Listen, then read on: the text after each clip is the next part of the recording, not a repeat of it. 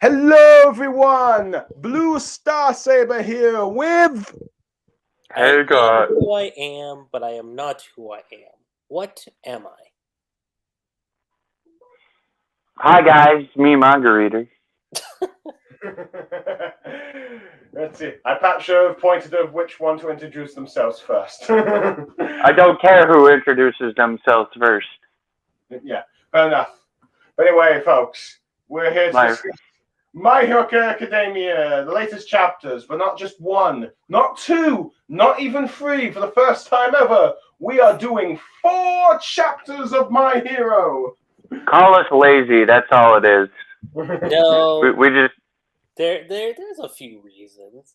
There's a special week where you get a bunch of golden stuff, and well, Yosh. the one year time of the year where manga artists get a day off.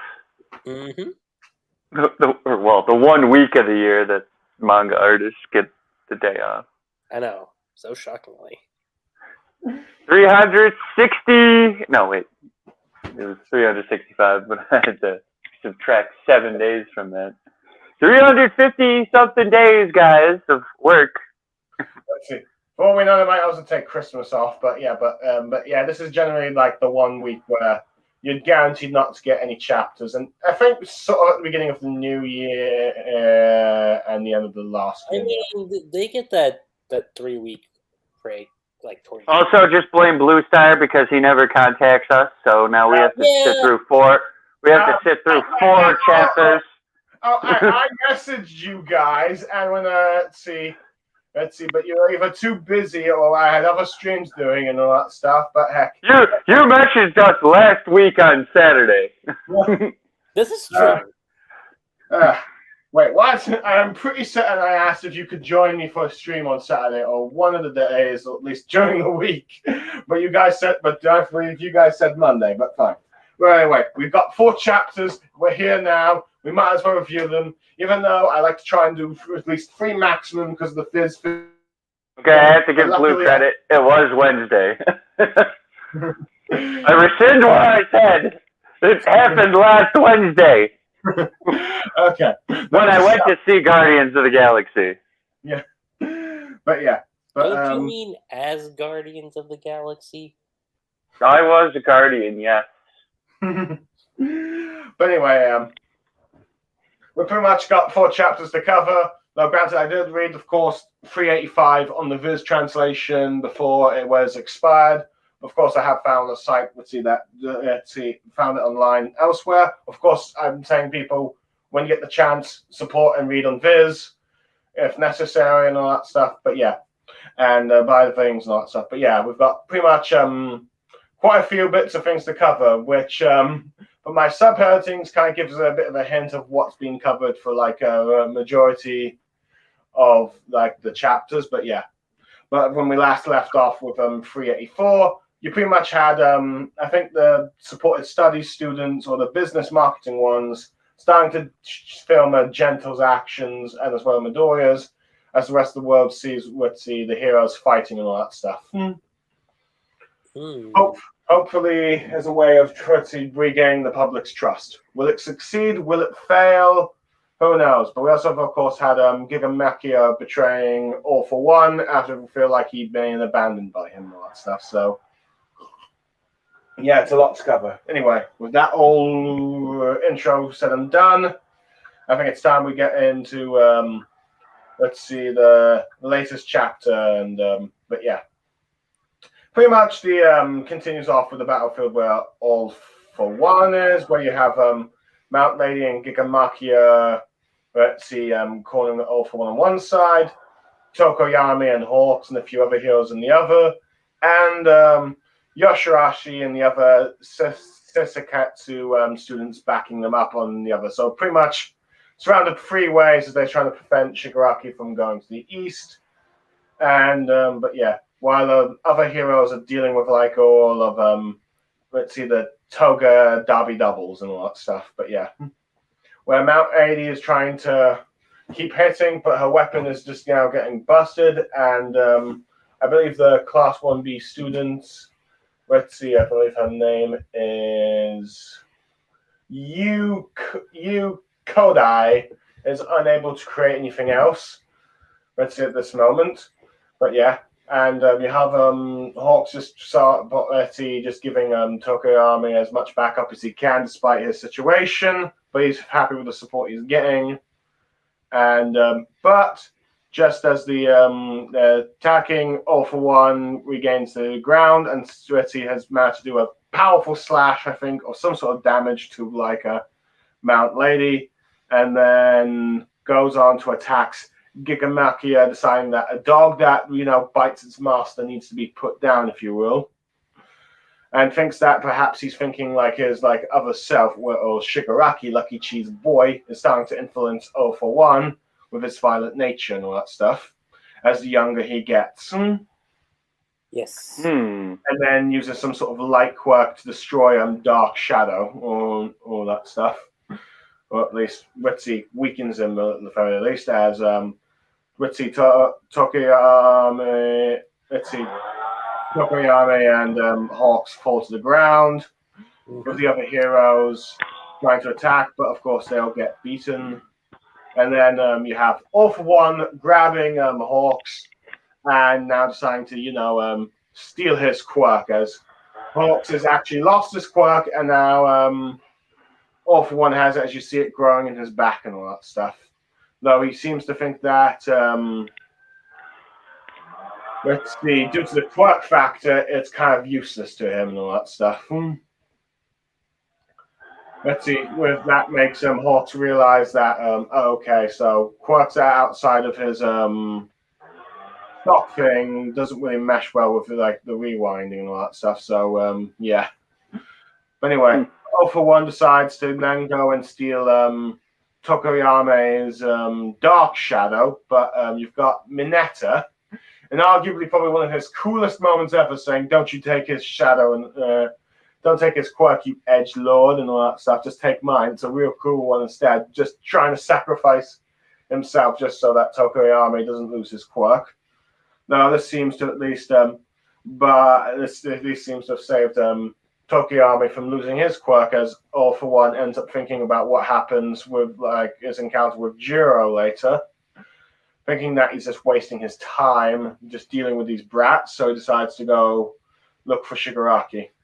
But just he realizes that people are looking, news choppers and all that stuff, realize that, people can see the carnage and then feel the despair of their heroes losing and all that stuff all over again. Thinking they can't protect the thing. Let's see, but yeah, as apparently there's a faction, as I think, no, despite what's going on, the heroes still think there's a glimmer of hope, but we then cut out to the UA Shikuretsu route that I think the students of Shuke have taken their heroes, and we have lost Lucky Chi. Well, hopefully he'll join us back soon, but yeah. But, you don't have to cut character just to say someone's suddenly missing, man. All right. Now we're doing it anyway, so All right, but yeah. But pretty much all the evacuation sites, the lights are out. You see Shoto's family with his brother trying to tell him to stay close, with all the kids behind them and all that stuff. But you see the young kids from the Bakugo thing, and Lucky Chi has returned, people. That's weird. I don't know what just happened. Yeah, well, who knows? You're weird. It's a distant. With that being said, we have suddenly devolved back into Old Blue, so yes, Chi, you were right. Yay! But yeah, okay, but you know what? Good point. You know what? We can stop here and just summarize. We have summarize enough. Let's talk about what's just happened in the first battle. We have devolved. Anyway. 2 hours later. All right. Okay, guys, what do you make so far of the chapter? All for One just decimating the heroes, seemingly killing Makia, and stealing Hawks' quirk. Honestly, it's All for One doing All for One things. I mean, I don't know. Let's see. Go back at it. What they're pounding on him. Suddenly gets younger. Regeneration. Immediately I'm knocks honestly- out Mont Lady with something. I was just gonna say, like, I do. If my theory ends up being correct, and he's gonna like age to a point where he, doesn't exist. I mean, I know some people are gonna think that's anticlimactic, but I think it depends on how that's done. I would probably say. I mean, it could be possible that he keeps getting battered and beaten, and by the time that he's just desperately trying to stop the time thing, it's too late and he disappears. yeah, Now, it's sort of like a sort of run down the clock kind of thing. yeah. The villain's trying desperately to do it, but he can't, but fails to reach the time, then just disappears. Who's gonna kill you? Influence. Stuff like that. I mean, it's an interesting. Let's see, like the heroes just have to endure until that time runs out thing. But yeah, it could be one of those moments. Depending on how it executed, it could be work. It could work. But yeah, now, but yeah. So yeah, pretty much the reason I called this first part of this review Casualties is because it seems we finally got some casualties in a sense. No, granted, perhaps not the ones we expected, all the way we expected them. Let's see.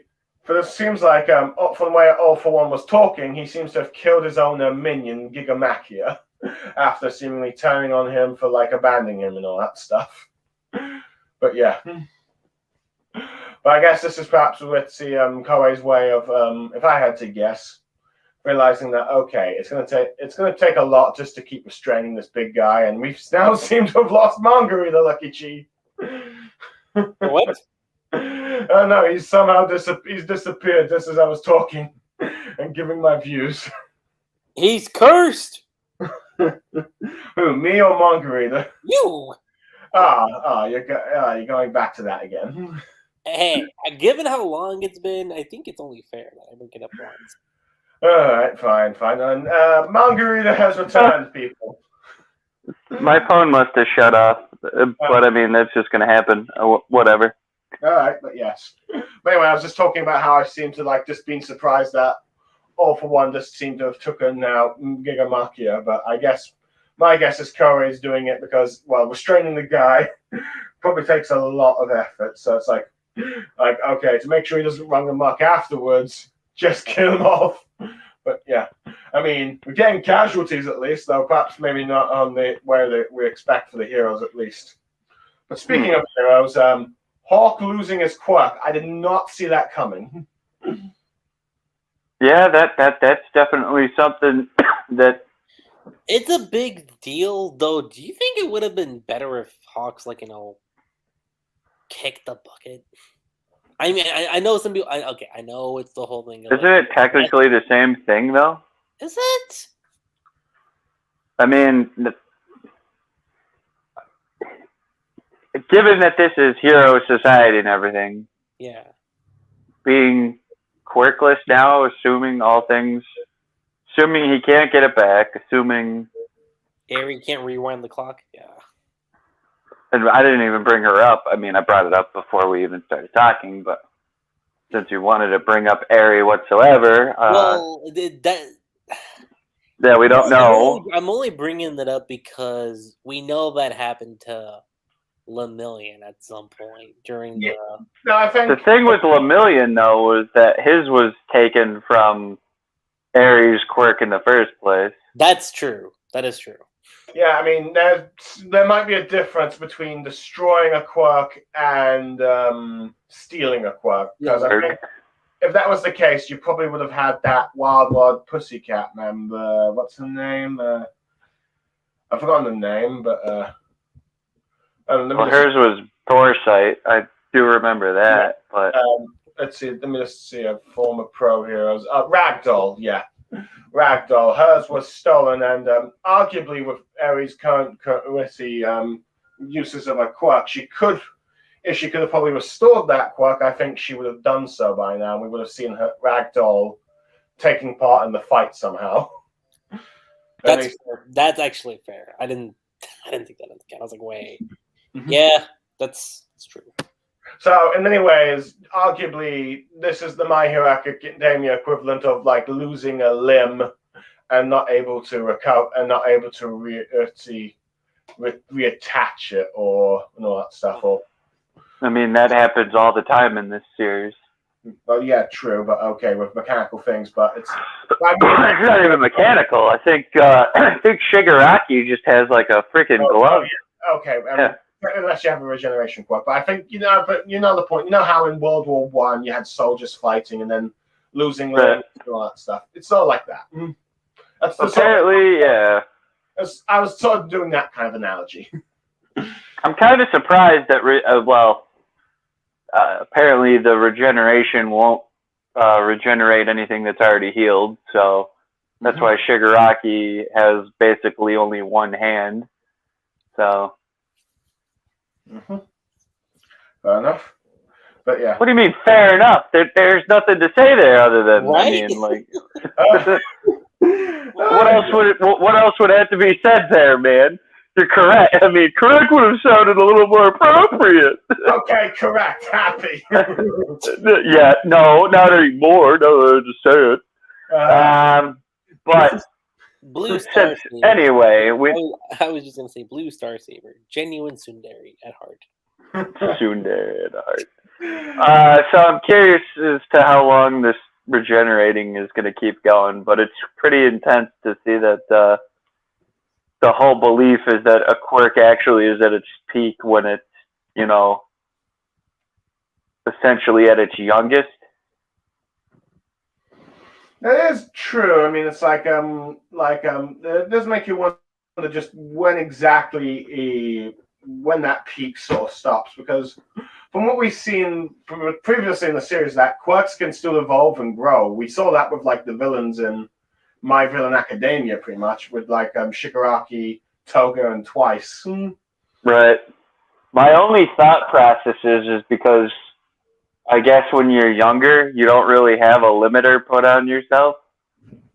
Maybe he's blowing past whatever the body limit, essentially, giving you more power to the quirk itself. But it is interesting to note that, again, that the whole idea that the quirks, again, when they're essentially first, well, I wouldn't say first realized, because he's definitely still in his early 20s based on that pick. Maybe 18 at best. But, yeah, he's still not a child yet, so. Fair enough. He's not at the true early adolescence, essentially. So maybe the peak is when you're a young adult, is basically what's being stated. Probably, yeah. I mean, after all, All Might was probably his strongest when, let's see, some point after he come back from America and became a hero. At least from what I can recall from the timeline. Is that correct, Lucky Chief? Yeah.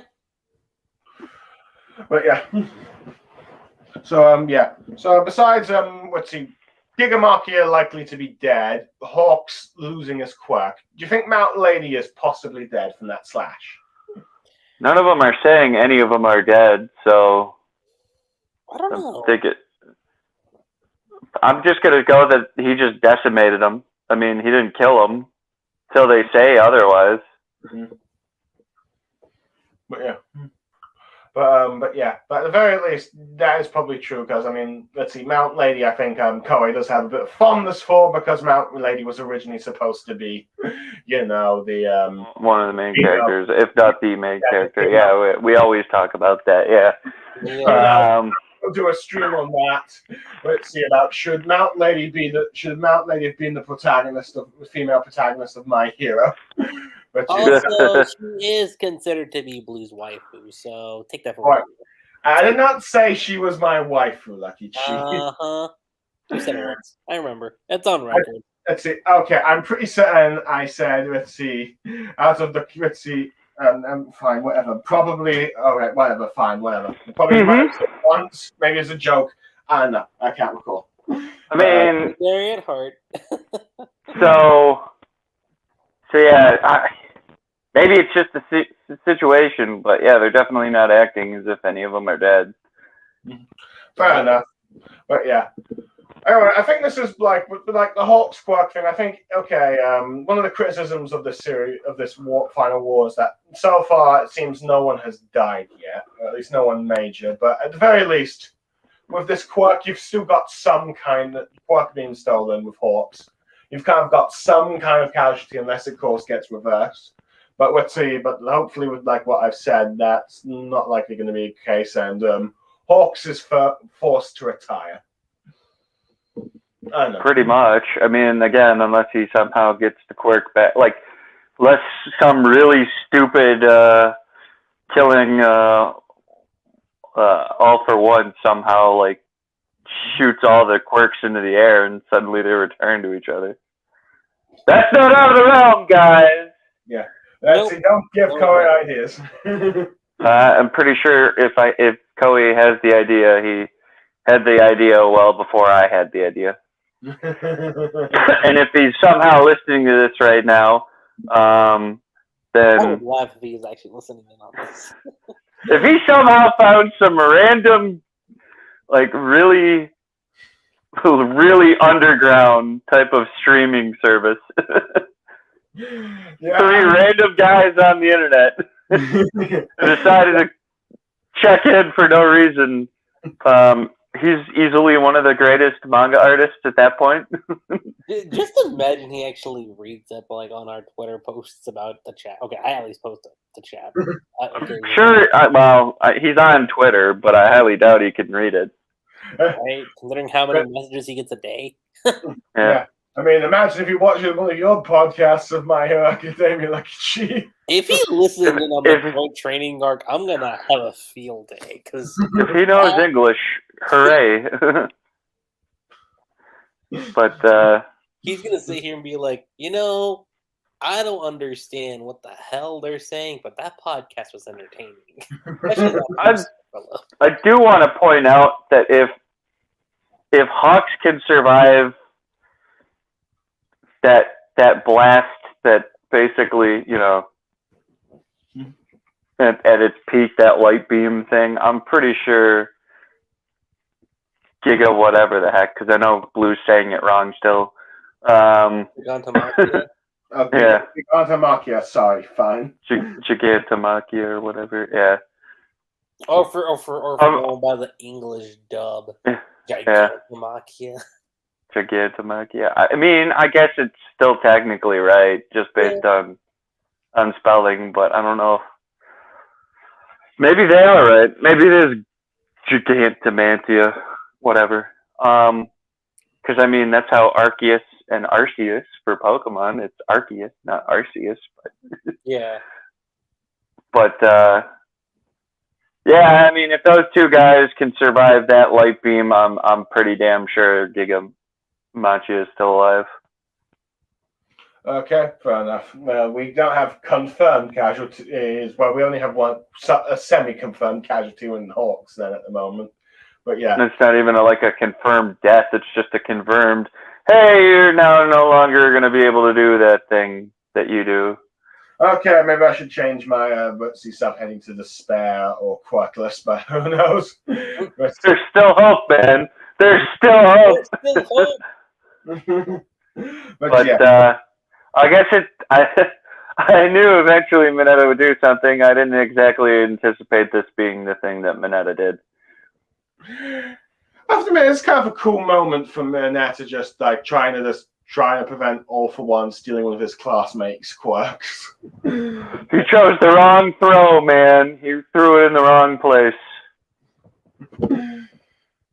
Then again, one or All for One would have just sacrificed his leg anyway, or his foot. So. Yeah. But I do like how he just teases All for One about trying to be an edgelord now. Yeah. You'd get the best hairstyle. yeah. But I do find it interesting how All for One's just after his hearing Mineta talks, just like, I'm wasting my time, I gotta get out of here. Yeah. But I do like how he just realizes that when everyone's just reporting, it's like, oh, I can just look at the spare citizens and it's like just destroy the hero thing all over again. Yeah.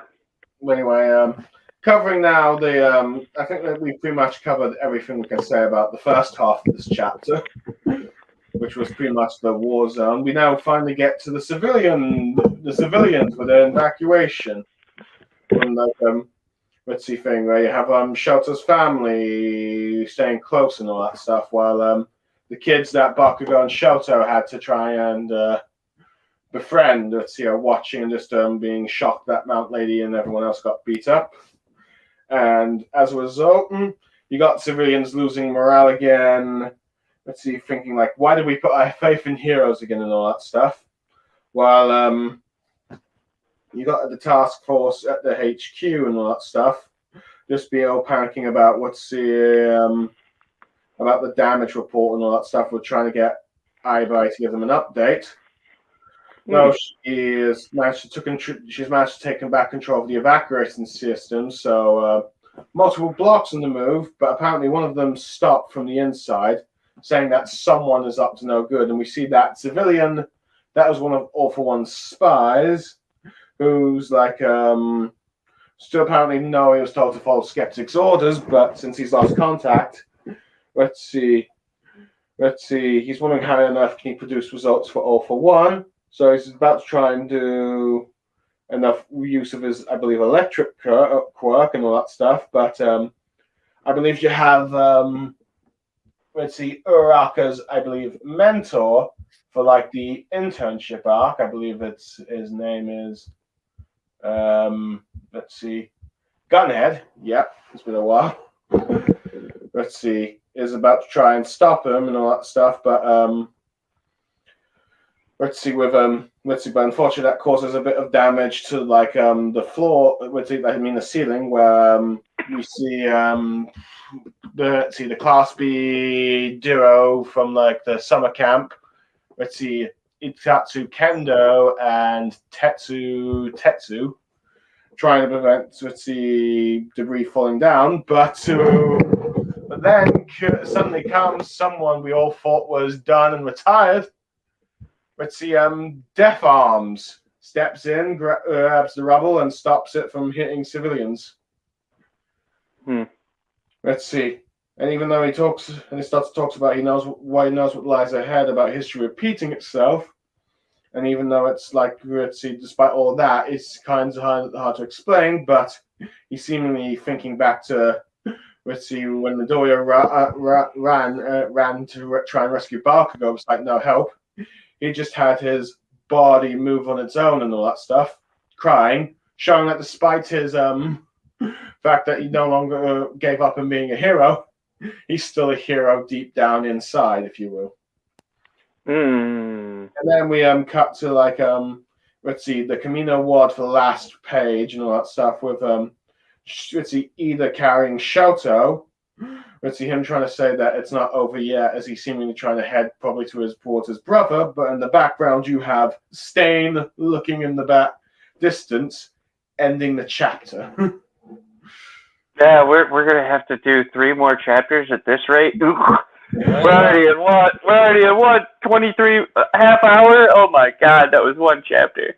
We're gonna have to pick up the pace a little bit on that. So we will. We will. See, after some technical cities and narrations, I'm sure we'll be a bit quicker. Yeah.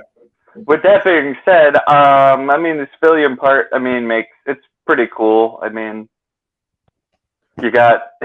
still got class 1B doing all the minor crap. Yeah. Well, I guess that's what happens when you have like so many characters in one manga series. You just gotta put them to the back. Why is it always the 2 most interesting characters from Class 1B that get... Well, look, man, it's surprising that these ones are just being in the evacuation things when these 2 were often portrayed as some of the main fighters. Yeah. They literally took down like a villain from the summer arc. The summer camp arc. And then, of course, they were the main fighters with team battles against the UA in the Class 1 the joint training arc, if you will. But Yeah.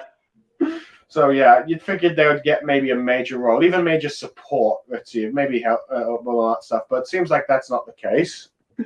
But yeah.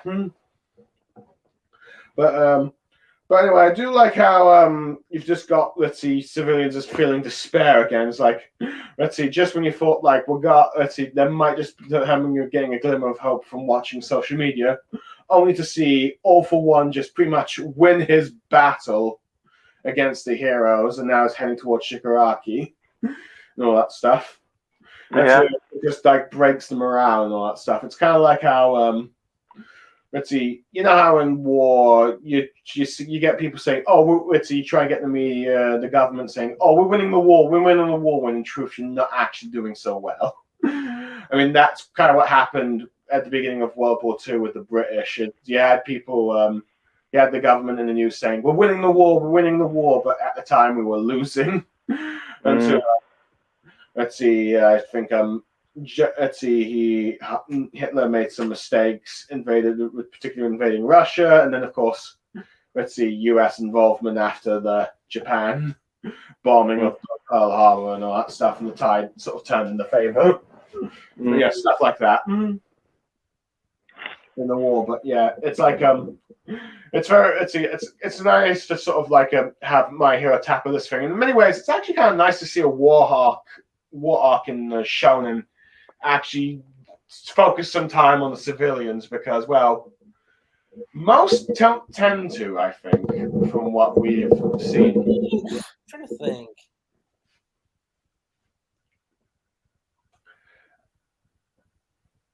Has there been one that's focused on the civilians? I mean, let's see. From granted, you could argue the last war arc from My Hero Academia did have some civilian focus as well. When the devastation of Gigamachia. Yeah.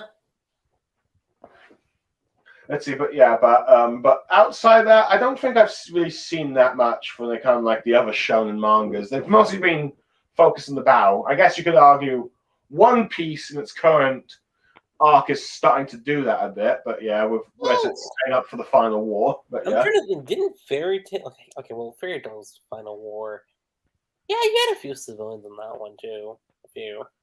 I don't really recall, to be honest, Lucky Chi. The only thing I can recall is that the Kingdom of Fiore's palace was invaded, but that's about it. Yeah. And I think the princess was turned into a mouse. You don't say, huh? But yeah. But yeah, I do like it. But I think the main highlight for this is like besides the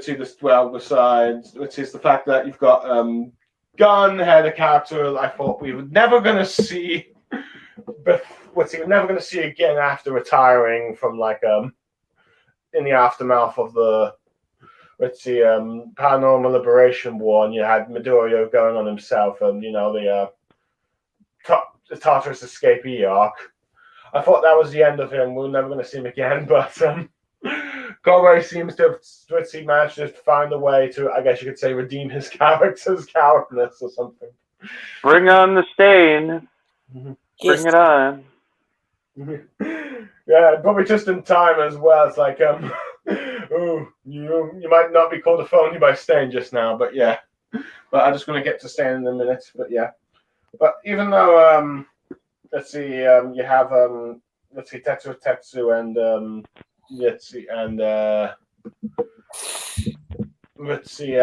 Itatsu Kendo, minor roles. I do like how you've got them set up to try and deal with this at least All for One spy at the very least. But yeah. Oh my goodness. Yeah.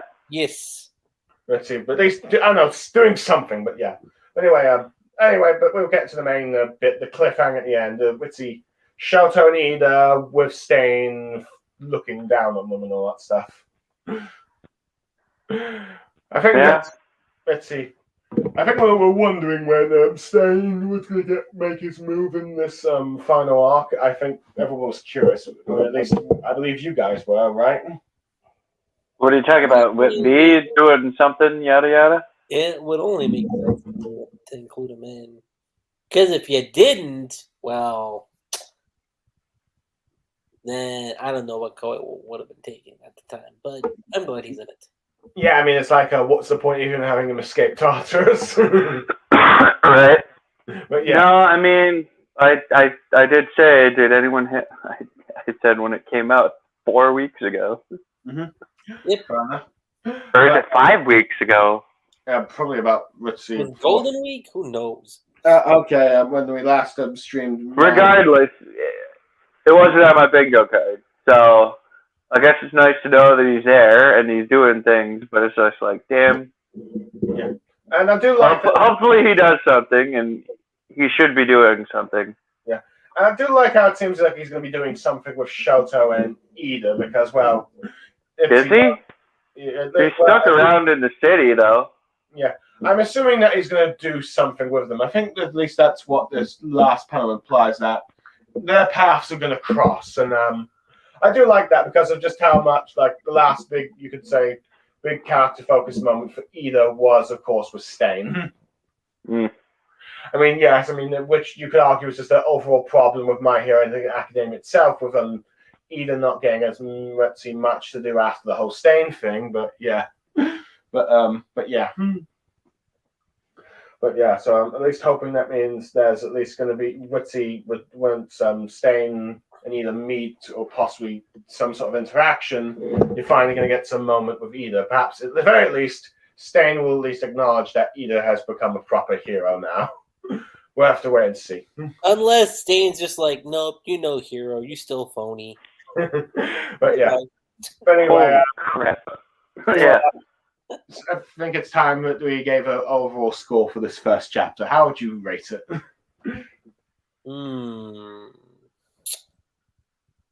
Good question. I'll do 9. Ooh, 9. I mean, it already establishes just how big of a threat One for All is. Just puts it into terms. I mean, it sets up dire situation. It more or less takes out a key figure. We have a pretty much unanticipated. I don't know how to necessarily describe it, but Stain. No, I was gonna say something like totally unanticipated with I guess welcomed surprise is a good way to say it, with Stain being back in the picture. Yeah. Welcome surprise. Essentially the gentle criminal that no one anticipated, so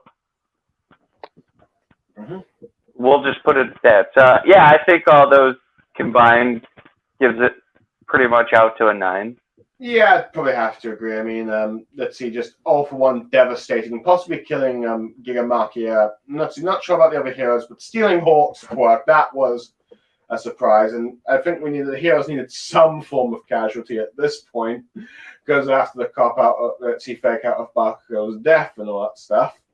Let's see, Mineta having a cool moment. I guess even Death Arms having a bit of a cool moment, and seemingly probably being even inspired by Midoriya in a sense. But yeah, and of course, like the return of Stain, and seemingly tying into like whatever's going on with Shoto and Ida. So yeah, let's see. So what about you, Lucky Chi? In your sort of grading score, how would you grade this chapter? I would have to give it an 8.9989765. Oh yeah. No, I'm joking. My own rating scale, probably amazing. Amazing. So yeah, how does your grading scale work exactly? Okay, amazing. so I'll make this quick. It's actually easy. It's not as complex as it sounds. So You've got shit, which is like a 1. One. You don't even know. Meh is like a 2, honestly. After meh, you got okay, then good, then great, then amazing, and the last one's perfection. It's like just perfection. Perfect. SSS, man. SSS. yeah, it's actually really easy. Good, great, awesome, outstanding, amazing. Yeah. So, like, pretty much 9 out of 10, right? Sure, why not? We don't know. Amazing would essentially be like a 9 out of 10. Fair enough. But yeah. So now we are on let's see, 386, and let's see, 386. yeah. Let's see. I think the name of the chapter is "I Am Here." Gee, I wonder why it's titled that. It's And it only takes till the end of the chapter to get to it. yeah, but let's see. But we'll get to the. But we'll first go to the beginning of the chapter, in which you got like the update on the reports on like the evacuation shelters, things that have been shut down due to that saboteur of All for One's last chapter. Yes. And with like the police chief, like All Might's police friend, let's see, trying to get everyone to report and fight and help out as they can. Let's see, most of the blocks from 17 to 32 have been reactivated, but All for One is, of course, passing through the city, and he's wondering if there's anyone that can stop him at that point. But one of the other police guys just starts to panic as they realize it's just gone bad to worse with the fact that the heat that Darby is producing is getting worse. And let's see, which guts. I think the police guy's name is Tadaki or something. But yeah. Let's see. I think he's just trying like, wait, what's going on? Is an devil dead? But he says no. But apparently Darby is building up heat and all that stuff, and he's pretty much become a ticking time bomb. And eventually he's going to explode into a massive fireball, if you will, and burn everything from on the map that's within 5 kilometers with him, and which of course causes the police guy to, of course, panic and wondering if this is what Darby was planning. While I believe La Brava, I think, let's see, talking about how the route between them will let's see, where this is where Darby is going and all that stuff. But yeah, let's see. And it seems like he's wondering if perhaps Skeptic managed to provide Darby with the key details just before he was captured and all that stuff. But yeah, with La Brava just saying, whoever you get, just reach out and try and stop. But yeah, as apparently during the whole where Darby's going, there's still people being evacuated. So it's sort of a race against the clock, really, and sort of builds suspense, which is what you kind of want to see in a war, I guess. You got to stop the bad guy or the ticking time bomb before it kills the civilians. I guess you could say it's kind of like a similar situation to when in Alabastard you had that bomb. Let's see, that was somewhere in the thing with one of Crocodile's many backup plans, but yeah. But you pretty much can see all Shelter's family. Do you want to stop here and summarize what's going on, or do you want to continue with my summary right now? Keep going. Yeah. Okay. Let's What see. are we at? Yeah, we're okay. Yeah, go ahead. All right. Let's see. But yeah, with Gunhead, I think trying to help the civilians and all that stuff. But yeah, this keeps getting more and more damage to thing, and we see All for One is speeding up, and he will probably be close range soon to where Shigaraki is. As he thinks about once the pair of Demon Lords have united, they'll be unstoppable. As we see him much younger now, and one thing I kind of forgot to mention in the last chapter, I do kind of like how he seems to be becoming more and more like Shigaraki, not just in like way of thinking, but also in terms of I think in some ways appearance he's starting to look like a young Shigaraki. I could be wrong. That could just be me. Just in looking away, he's just cold stare eyes. Pretty sure it's just you. But yeah, but you got the police. You got the police just kind of like just panicking. Like any reinforcements, anyone, and it's like there's no one can make it in time.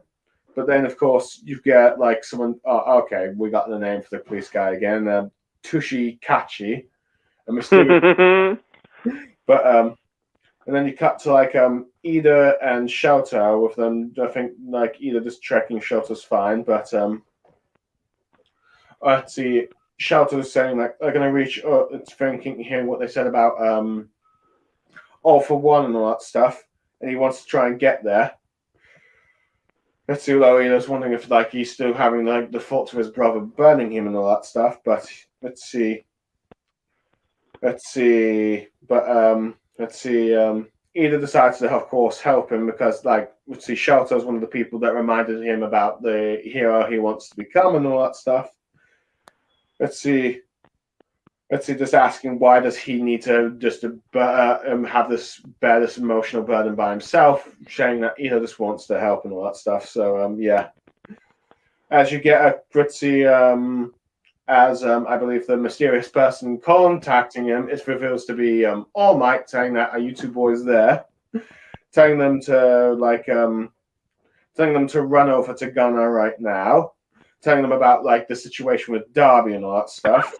And they need him to stop the explosion while he will deal with All for One. But it of course reminds Ida that he knows how to run and to like Todoroki. Given all the turmoil, he knows he should carry it, and hopefully should be able to he's able to deal with it. But Shoto, of course, wondering like how can you do it? Let's see what about All for One, but tells him that he's got an almighty ally ready to fight and all that stuff. But yeah, telling them to just keep going and tells Toya to make sure everyone can feel safe again and be the best him. And this dynamic duo would be able to do it with the engine and hot and cold and just get there on time and all that stuff. So, yeah, you've got the two now preparing to get ready. As you have Shoto on Ida's back as he uses his engine. And I think interesting enough, you got staying, watching, thinking about acting for the sake of others. So clearly, I think you're seeing. See just how far Ida's grown at the very least, and you see them speeding and they're going so fast. I think they're busting through buildings. Let's see as Shout as I think Ida's thinking about about the whole situation with like the de-aging has increased Endeavor's power. But he's unable to suppress any negative emotions. But yeah, but you've got I believe let's see, let me just get the name up. Takayaku just thinking All Might's being ridiculous, and you see All Might with his car and all that stuff. But saying that this has got to be how it's be, as he's the one that meant to fight All for One, and that's where it all started with him. So yeah, and as a result, not finishing off this dude has resulted in all this sort of chaos and destruction. So let's see, he realizes that with him here, when All for One with his original body with Shigaraki's hatred, he won't be able to ignore him. So this distraction and all that stuff. But that the guy reminds him that his friend tries to remind him you're quirkless, but he thinks back to what Midoriya said, asking, can someone without a quirk be a hero? And you sort of but instead you get All Might when he was a student instead. And you have All Might as the number 386 hero. I'm pretty sure this is a chapter number. That's just a number for the chapter. Okay. No, okay. You're just wrong. Just move on. Okay, fine. I will admit, with the way it's just paneled, it does make it look like All Might's the number 386 hero, but you can't blame me for that. It could be the equipment number 386. Yeah. Okay, Yeah. but fine. All right, it's the number of the chapter. We don't actually, we don't know other than it's just got to be the chapter number. Yeah. Because that's what chapter it is. But anyway. Okay, Armite shouts, "I am here," as his car transforms, turning into some sort of like mechanized battle suit or something. At least that's what it implies, or some sort of tech thing.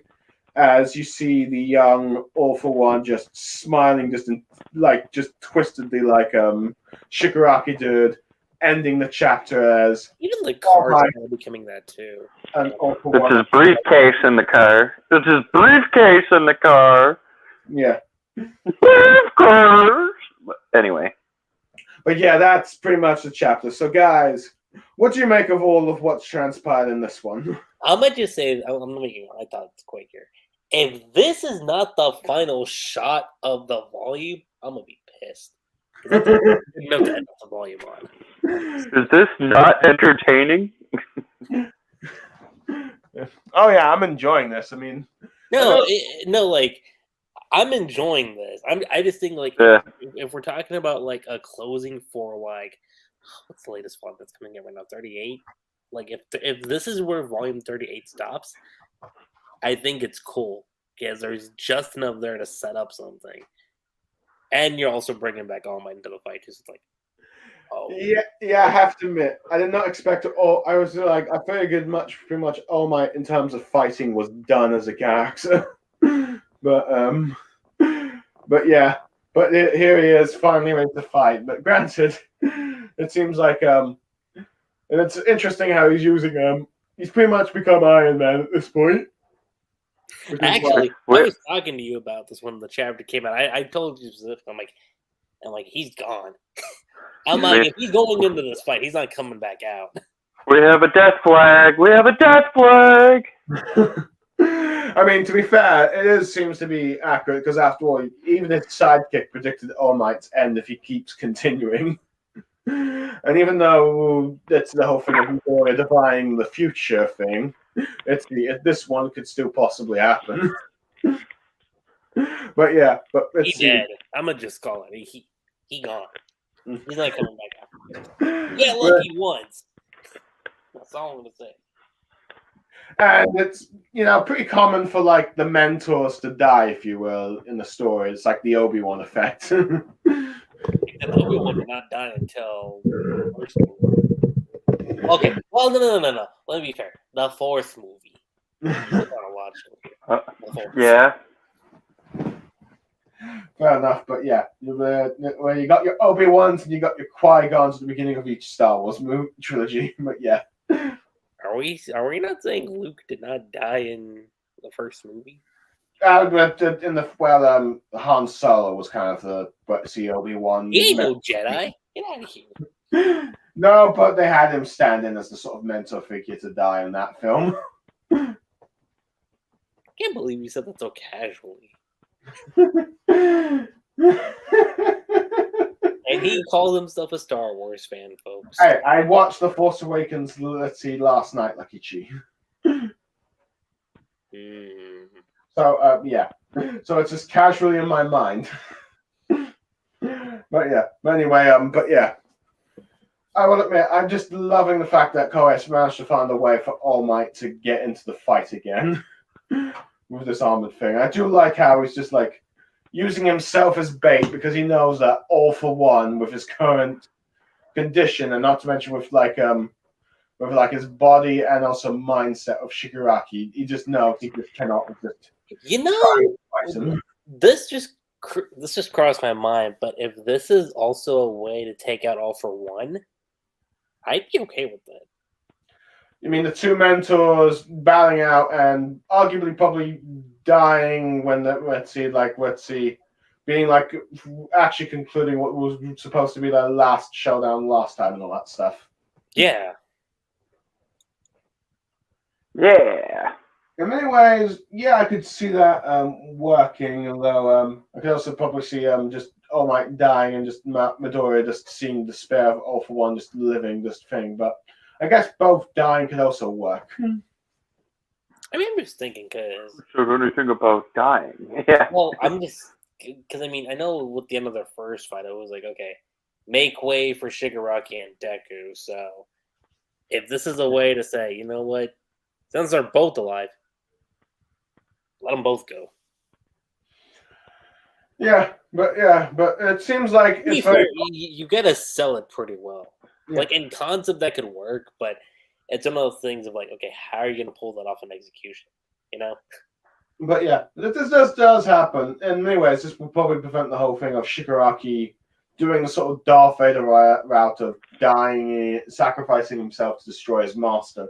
He might just actually end up being the proper final villain. Granted, we still don't know if Midoriya is going to actually end up somehow saving Shigaraki in the end. But we have no idea. But at the moment, it seems like next thing you know, Shigaraki and Deku are just laying side by side, and Shigaraki's like, "I lost." Lost it. Yeah, Lost it, eh?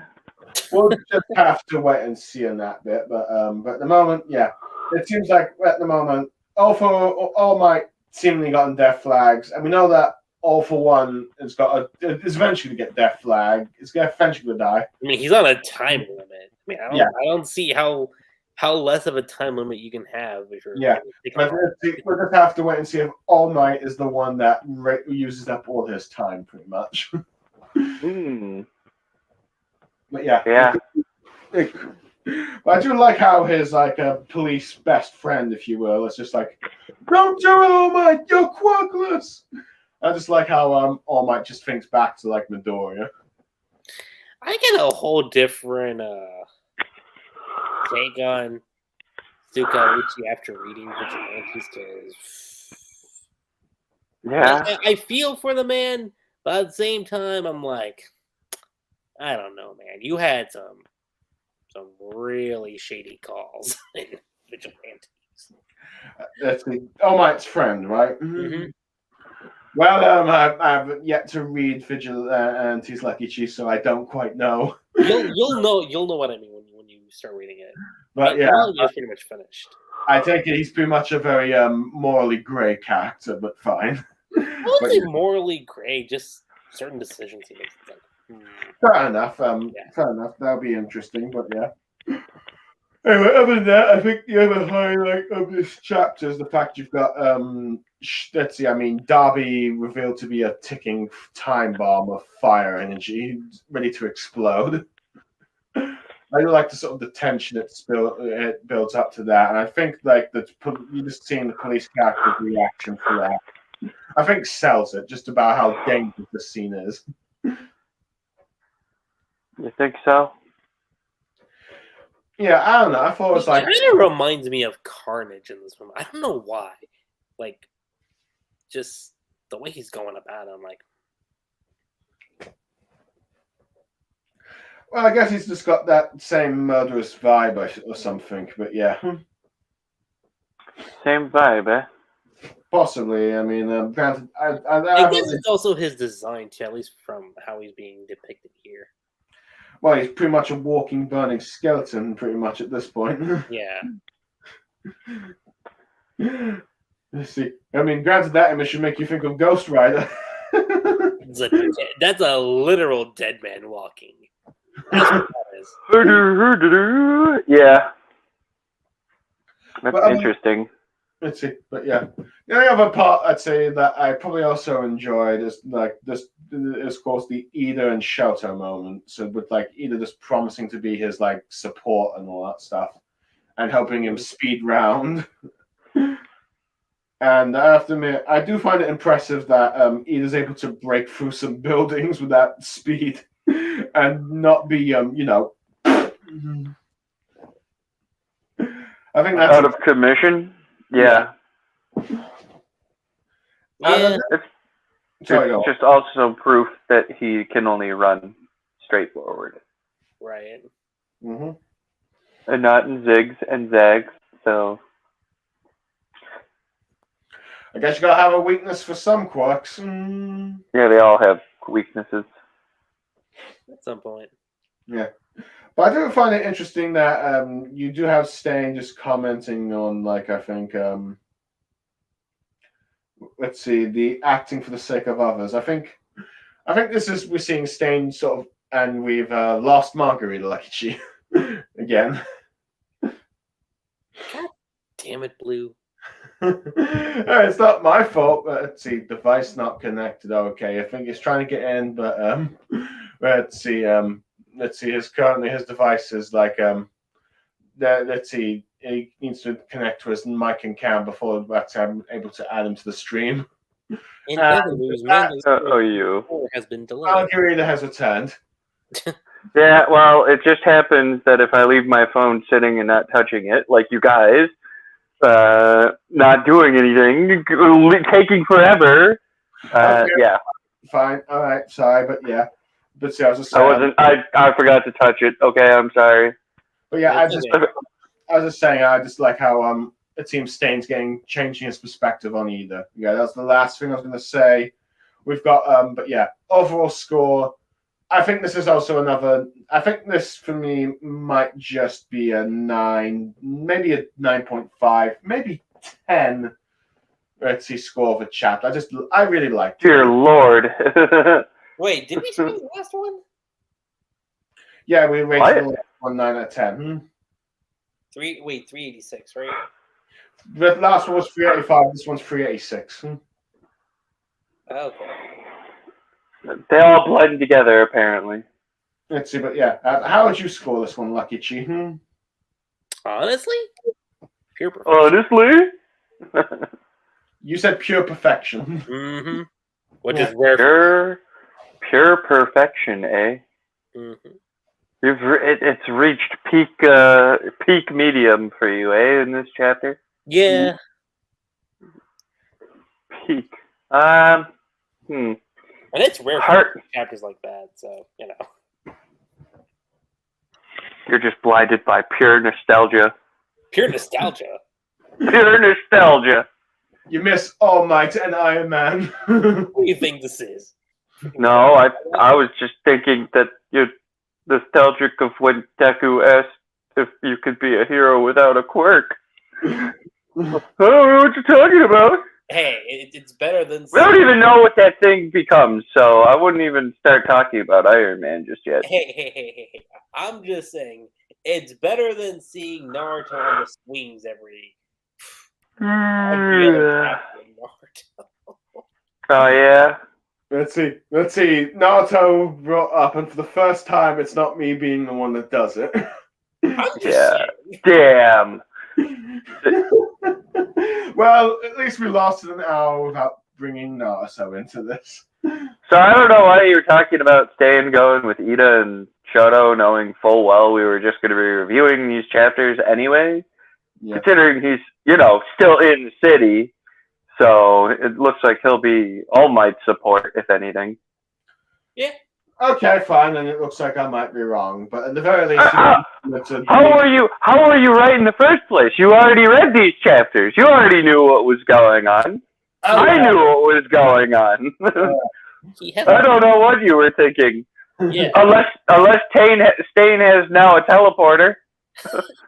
All right. Okay. Fine. But we'll see. Okay. Fine. He's at least acknowledged Ida's change, and seemingly now he's going to try and help All Might. We'll have to wait and see. But yes, we don't know anymore. He's just going to watch the whole time. He's just going to be there and not do anything. Okay. Oh man, this hero society. He's going to be like, you know what, Ida, I kind of like you, but I still want to kill you. Goodbye. I want to kill you. But yeah, but I don't know. It might be, but it'll be interesting to see All for One versus All Might and possibly Stain. But yeah, possibly indeed.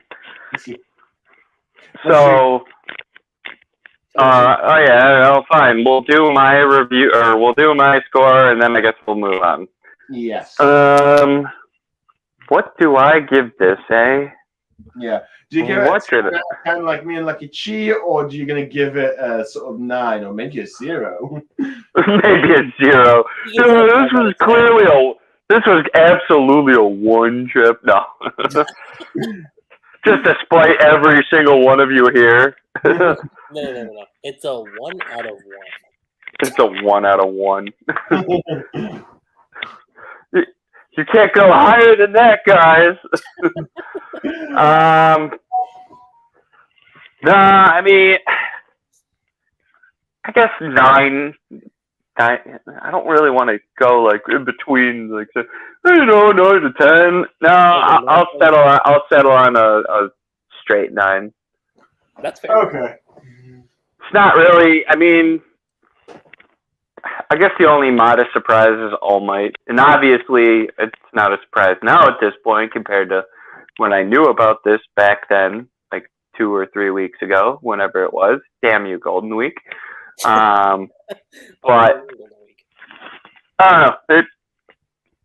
If I had to give a criteria as to what gauges certain things for me, I think the only 10 I've outright given was the Bakugo Apology chapter. Okay. That one was, and that one came from A, shock, B, character development, and C, action sequences. I'm pretty sure there was action sequences in that, but I'm damn positive that's the only 10 I'm giving out. If I gave out another 10, I don't remember. You might have. Yeah, maybe somewhere in there. I don't know. I know. But that's essentially my criteria is basically shock in terms of good surprises, not bad surprises or anything that seems like it's out of the blue. Mm-hmm. And by out of the blue, I mean like totally like not even at all anticipated of. Well, even I mean, I guess Stain wasn't really anticipated, but I mean like something like say there's now like a heart virus that stupid All for One suffering from or something. But yeah, character development. I mean, there wasn't really a development in this chapter. We already knew about. I mean, despite what Stain says, Ida's always been a hero, regardless. So I don't care what Stain says about acting for others. He hasn't been around. And then there was action in this one still, but yeah, I'm just gonna go with 9 because there was a good amount of shockery to it, but it wasn't really any big time character development in this chapter. So. And you just got some good Ida and Shoto moments. You got Stain, which are always nice. Yeah. You got Darby ready to do his final actions, and of course, All Might versus Ritzy All for One for the 3rd time. Let's see, with an Iron Man suit and all that stuff. So yeah, you've got quite the good build-up chapter, and in many ways. This next chapter, I was kind of surprised that we did not get a continuation of All Might versus All for One, as instead, the beginning of this chapter, which is titled, let's see, 387. That's also why I'm kind of under the impression that this could be the start of volume 39. I feel like that could be what we're getting here. Mm-hmm. We'll find something out eventually, yeah. Yeah. But pretty much, you've got back to the liberation, let's see, the paranormal liberation arc and all that stuff, in which you see Getten, let's see, talking to Mr. Compress and all that stuff about, let's see, the Hamura bloodline and all that stuff, you know, about the history of this ice quirk and its village leaders and all that stuff. And how they try to maintain their pride of the family branch, keeping the bloodline pure, if you will. But only that led to their downfall, as they didn't want to, dilute the blood, if you will.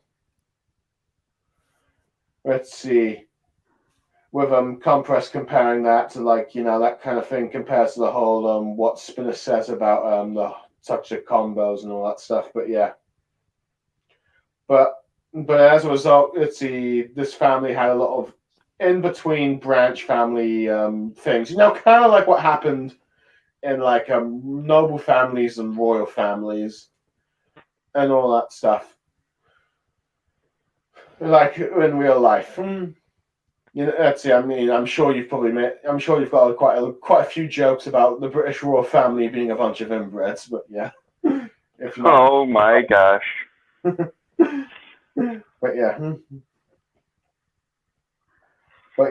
the whole Compress talks about the whole thick blood thing.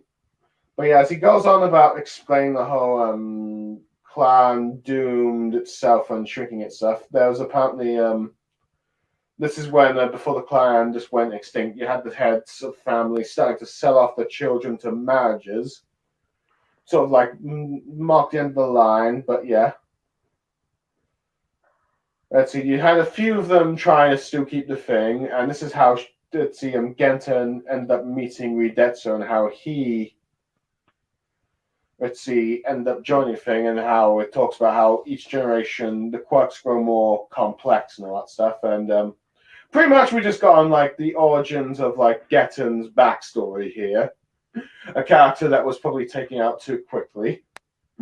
But yeah, but also arguably for like the connection of where it's leading to. But yeah, but as he's just narrowing on about how there's a power deeper inside the thing, it seems to implying what's going to happen with Darby and all that stuff. As let's see, as we see like a glimpse of like the city and all that stuff. But him just trying to just ask and compress Living in the city. anything about what's going on, since they're just killing time until the battle's end. But yeah, but you pretty much have got like Endeavor was with the arm and all that stuff. We're listening into like apparently the explosion that Darby's doing as he's right in front of him. But apparently let's see, Ever realizes who's in danger, like Pixie Bob's group. What's he fighting against, like Toga's doubles and all that stuff. Let's see, as he's trying to do his best, but also his leg is damaged from the all-for-one fight. But yeah, and he apparently so not sure how he can keep like Toga, Toya running away and all that stuff.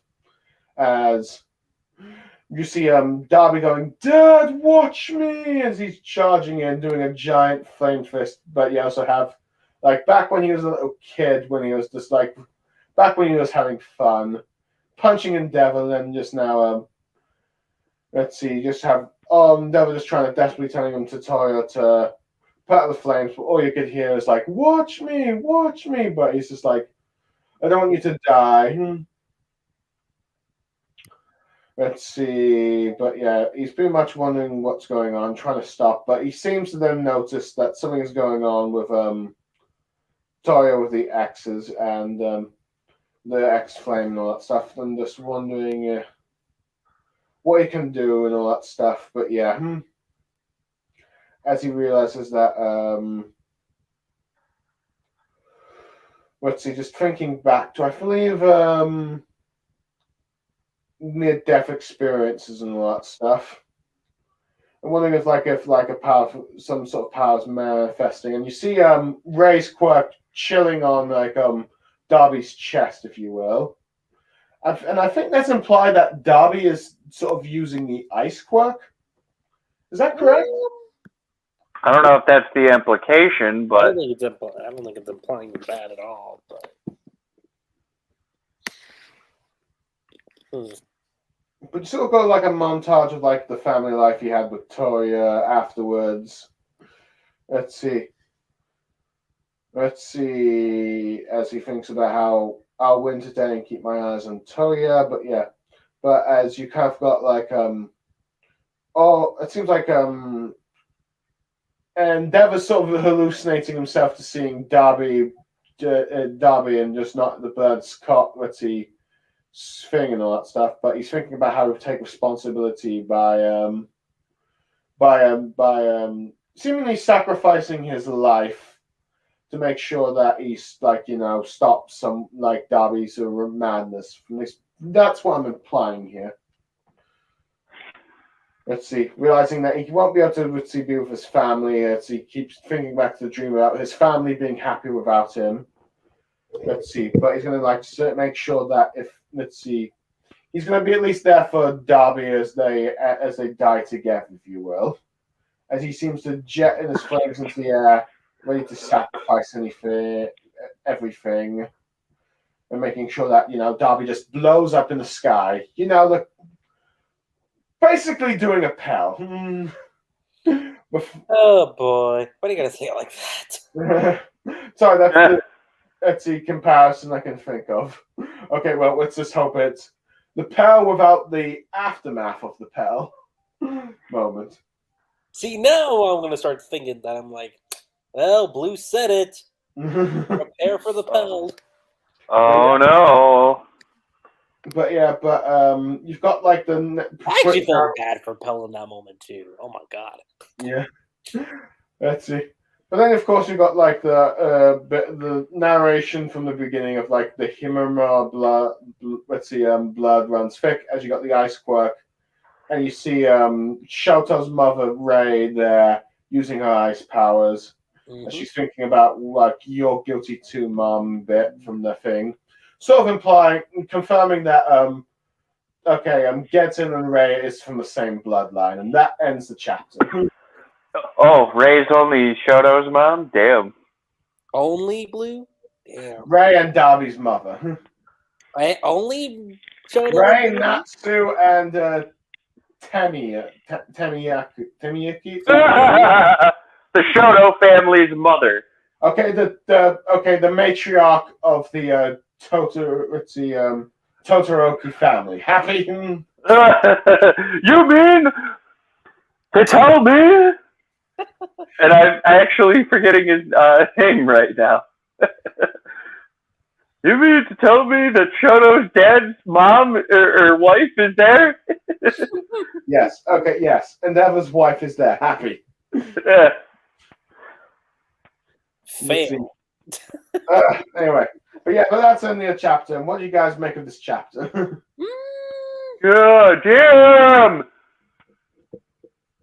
Shit's getting. Cody needs to calm down on these pictures, man. For real. And he's doing these things weekly. Like. Just calm down. I mean, guys, there's a reason. Bardo could never. I'm just saying, there's a reason why we're getting more breaks than not now, because the amount of man works himself to death like all mangaka. Yeah, no, like the amount of like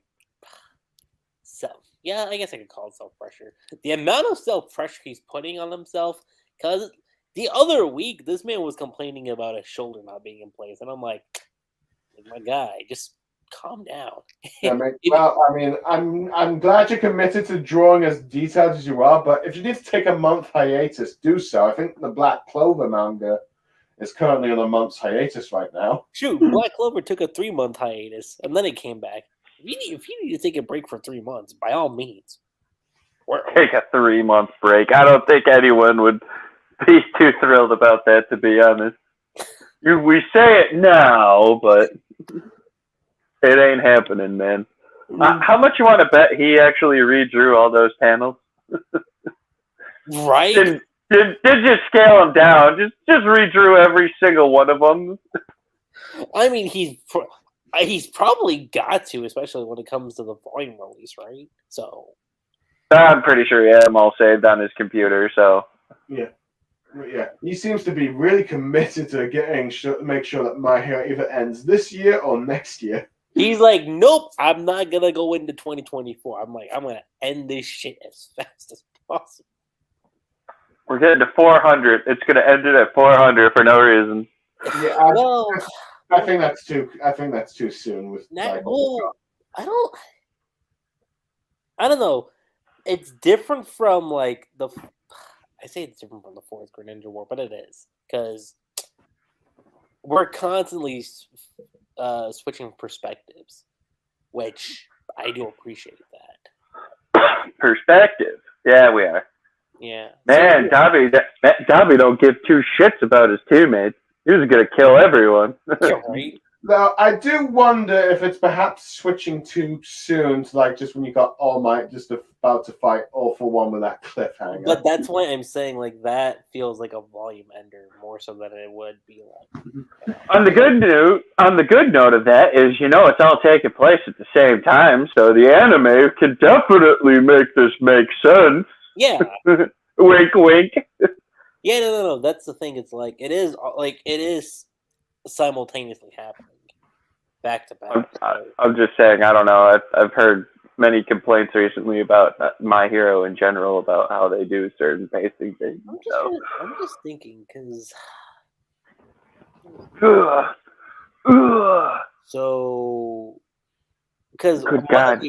lately My Hero, and as far as volumes go, it's done this like 12 chapters per volume thing. So like ever since this final arc started. So My God.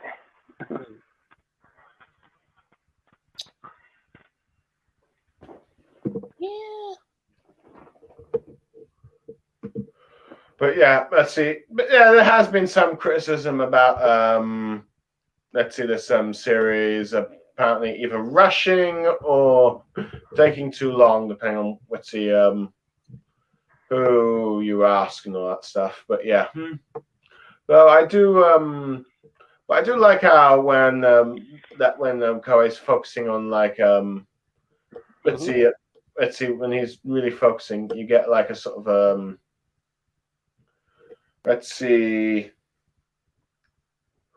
you've got like when you've got like an entire focus on like one, like Koei entirely focused on one thing. He does he does it very well, like this thing. I mean, okay, granted, at the beginning of the chapter, the surprise appearance of Getten and Mr. Compress. I mean, these are two characters I think I did not really expect to see again. But at the moment, I guess you could say these are prisoners of war, if you will. They're just wondering about, and they're just trying to make some small talk. But yeah, but as a curiosity, did you think Getten and the Himurari were going to be from the same clan? Did you think that was a possibility, or do you think that was just a coincidence? I think that was just a coincidence. What are we even talking about? The fact that Getten, you know, the ice villain from the Metal. Oh yeah, yep.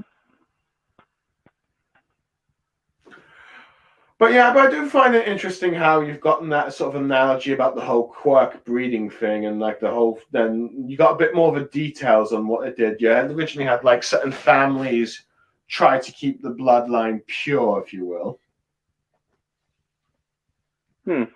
Let's see, and that's why you had like people like from the same families just marrying into each other because they thought like, you know, we got to keep this like the certain gritty bloodlines abilities pure, if you will, and kind of like, you know, how you had royals and nobles back in the medieval times marrying their cousins and all that stuff just to, you know, keep the bloodlines pure. I mean, probably even further depending on how you go, but yeah. But that led to, of course, some unstability and all that stuff, and it seems that what happened here, as a result, this clan sort of collapsed until it was desperate enough to like sell off their children for marriages, which explains why this. Anyways, it kind of explains why Endeavor was so easily able to like sort of marry Ray, if you will, from arranging a marriage and all that stuff. Let's see. I mean, granted, you got some hints about it, but you got more of the sort of details here at the very least. Yeah. Yeah, you say. Let's see. Well, that was just probably me, just being me there going. But anyway, so I was curious. How do you feel about Mr. Compress and Getten coming back, Lucky Chi? Even if it's just only in a prison cell talk. it's nice. I'll give it that. Yeah, it does make me wonder if they'll be having a few new cellmates afterwards. I mean, I am assuming that at least Spinner's going to be there. Spinner. Let's see. I mean, Darby, I'm pretty certain is going to be dead. All for One, probably. Shigaraki, probably, maybe. The only one I can think of that might still be alive is Toga. Toga. By the end of it, but yeah. Say what? Yeah, probably. But yeah, it is kind of interesting how we got a backstory for Getten, though, just how the whole clan thing's situated, and then eventually he just joined Redetro. Granted, I do wish this was a character that we did get a little bit more focus on, but I guess, or at least at the very least, we actually saw him fight Darby a bit during that more in the Meta Liberation Army arc. Frankly, the character did, because I think because when he was in the same division as Darby and all that stuff for like the paranormal liberation, you think there's going to be some big moments between the two, but no, he just got beaten by the clay hero teacher. The best teacher, eh? Yeah. But anyway, I do like how Endeavor's just willing to sacrifice, realizing that okay, I might need to sacrifice his own life to stop his son's madness and all that stuff. But even if he seems to be hesitating a bit while doing so, I don't know. What do you think?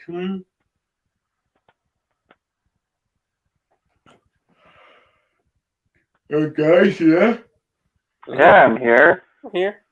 All right, I'm just wondering why none of you is just responding to what I'm saying, or just giving your own thoughts on the situation. Well, I mean, you keep talking. What are we gonna do? Not let you talk? Okay, fine. Okay, you guys can start talking now. Happy? Well, yes. Anyway, I was gonna say, well, you know, Gabby gonna self-explode because he's a total douche and doesn't know how to somehow doesn't know how to die. Right. Walking corpse. I don't know when he lost the hand, but he lost it apparently throwing that punch. So. Yep. And then we see Endeavor, and he's doing his things. Mm-hmm.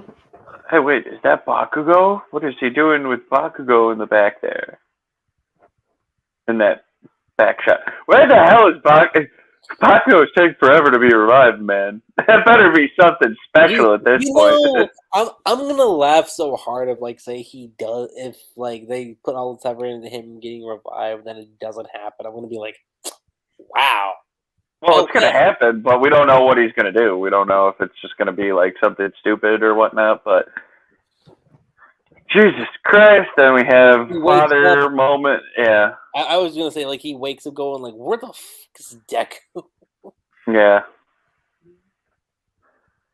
Man's overheating, going to critical. He's only going to blow up a 5-mile radius, but, going nuclear. How is Ray up there, now that I'm thinking about it? Is she using ice to get up there fast enough? Honestly, I was curious about that too. And then, I mean, she's going to be there to try and calm... well, no, she's not going to think of cooling him down, so to speak, or maybe she is, but she's trying to do it. She's trying to cool them both down. He's getting burned from it, just like Endeavor's getting burned from the heat. That's going to be a lot of skin melting. A lot indeed. So anyway, I mean, I don't know where this is going to go, but I hope the next chapter has it going pretty well. Fair enough. And you, Lucky Cheek? I don't know what else I could add, honestly. Okay, Betsy, do you think Darby has used Ray's quirk here? No. No. Obviously not. Okay. The only thing that he may have had was maybe a spark of her in there, but he's not using the quirk. No. Okay. Fair enough. So pretty much that when the ice was first starting to appear, that was pretty much Ray's quirk. Yep. Okay. It's not a quirk awakening. It's like he said. On the other hand, people can also summon absurd power in a crisis. Mm-hmm. So, I mean, this is a moment of crisis in anyone's mind. It's not necessarily doing it because he wants to. It's probably because his body doesn't want to, erupt. So he's trying to cool himself down, maybe. I don't know. That's my only thought process on that. Okay. Maybe deep down, Darby doesn't really want to, die, but he just wants the love. Yeah. I just want the love of my father, damn it. But I'm also blinded by rage, so I don't really care. Don't really care as much. So if he's using the quirk at all, if what you're saying is somehow true, then he's not actually using the quirk in the conventional sense that Shoto uses it. He's just using it in the idea that I'm going nuclear. I need to cool down. Maybe that's about it. Otherwise, I mean, the only other thing is that Ray was somehow in the area, and that's it. That might be my only thought process. Okay. It's nice to see that Ray is somehow now finally, entered the field of battle. Mm-hmm. I do like that. Mm-hmm. So, with that probably said and done, we've pretty much covered everything I'd say, and Endeavor's monologue, and Ready to Sacrifice, Darby's madness, the history of like his mother's ice clan, if you will, and I think I'm just Darby just breaking up apart as he continues to be a flaming corpse, desperately just wanting his father's attention, if you will. So yeah. Honestly, I'd probably say this is probably the weakest of the four chapters we have reviewed so far. So I'd probably give it like an 8.5 out of 10. Holy shit, I didn't realize that was compressed. Yeah, I thought it was the politician at first myself, but we're looking at it. Yeah, it's Mr. Compressed, so it's always nice to see him there. I didn't think he was dead, but I thought he like split his body in half. Yeah, that's kind of what I thought too. I guess it's the medical science in My Hero Academia for you. Mm-hmm. I don't know. I have no idea what happened. Koei draws things weird sometimes with all the black pens, so He does. I guess we'll have to wait and see how the anime tackles it. Yep. Mm-hmm. Oh man, they're going from like child friendly to straight up have to go to like teen rating. Shit getting more brutal as the time goes by. Then again, they tamed the hero liberation arc, so Mm-hmm. they'll probably tame this arc too. Bunch of wusses. I'll go with as for ratings. I don't know if Blue already said his or not. It said 8.5. Mm-hmm. It said 8.5. Yeah. It's about a great, which is like just under amazing. Just under amazing. Too good for good, but not enough for amazing. Right. Or too good for great, but not good enough for amazing. That's not funny. good enough for perfection either. It's just not enough for perfection.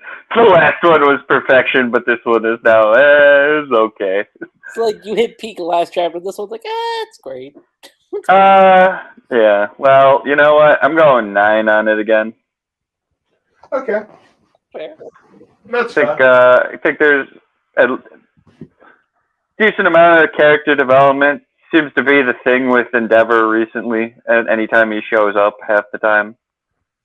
I don't know, Dobby not really saying much of anything is kind of interesting. I mean, obviously he can't really talk too much, but I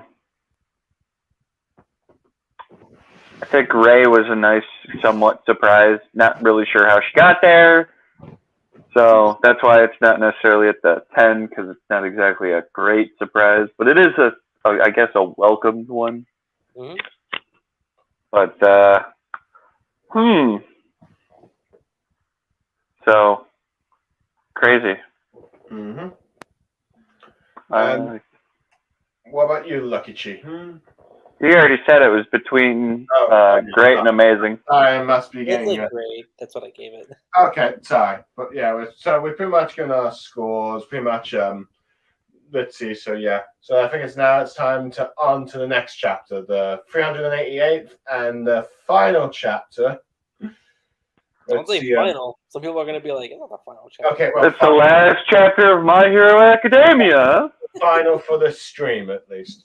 Chapter 388, Toya, in which we begin with a chapter, I believe, of Kendo taking out some of All for One spies along with, let's see, Gunhead and Tetsu and all that stuff, as they are just successfully managing to get the civilians to evacuate and all that stuff before any danger. Getting like I think deaf arms, helping the elderly move and all that stuff. While you have the supported students with the robots from like the UA Culture Festival, Lucky Chee's favorite arc. Let's see. It's not my favorite arc. Favorite. Okay. Well, one of your favorites. Yeah. Let's see. But those are the guys there, just helping civilians and all that stuff. As let's see. This is all in a flashback as you seeing the UA and all that stuff. But yeah. So just tell everyone to just hold tight and sit by. But they all see like the flames of Darby's, like particularly like the young students from Bakugo and Shoto's extra sort of like training for like makeup exam really. But yeah.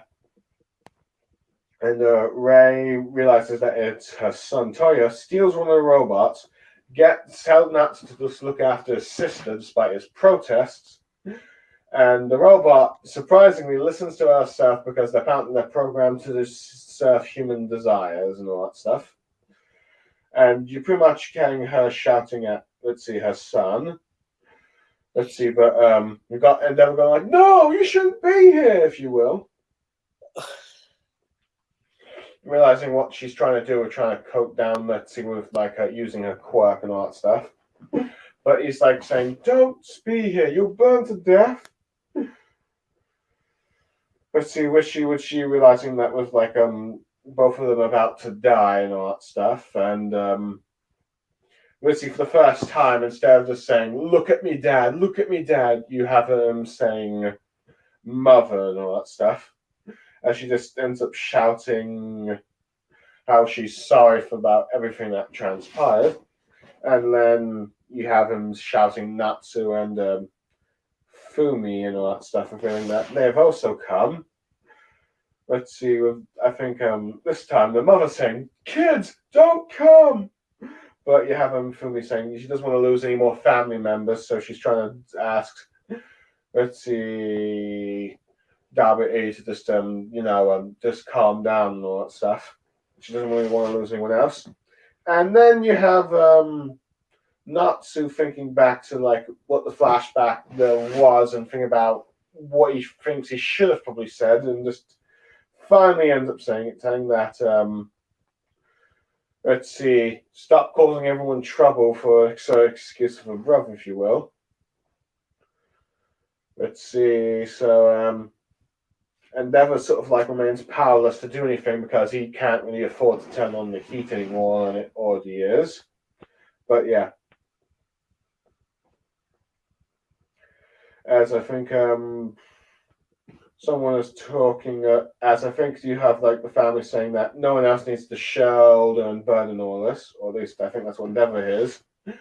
Well, I think that's what Endeavor's thinking with like his family, as he looks on at his son, and I think he seems to have a bit of a hallucination about a what if Toya never became Darby, as he's wearing like the sort of jacket, seemingly ready to become sort of like a hero and all that stuff, and like the family's all together, minus Shoto, sort of ending the chapter.